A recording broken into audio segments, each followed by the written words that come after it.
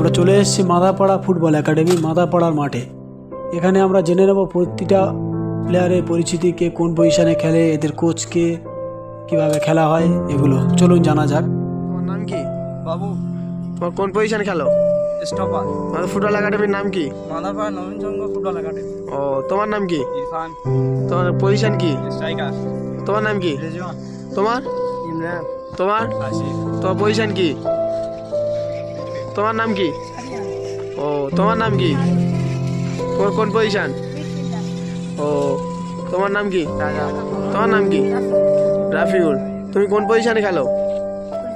হ্যাঁ, হাতে গ্লাভস নিয়ে দাঁড়িয়ে আছে, মানে গোলকিপার। তোমার নাম কি? তোমার কোন পজিশন? ও, তোমার কোন পজিশন? সাইডে। তোমার নাম কি? ও, তোমার নাম কি? আসিফ। ও, তোমার নাম কি? ও আচ্ছা, তোমার নাম কি? আর তোমার নাম? ও, তুমি কোন পজিশনে খেলো? Side position. তোমার ক্লাবের নাম কি? মাদারপাড়া নবীনচন্দ্র।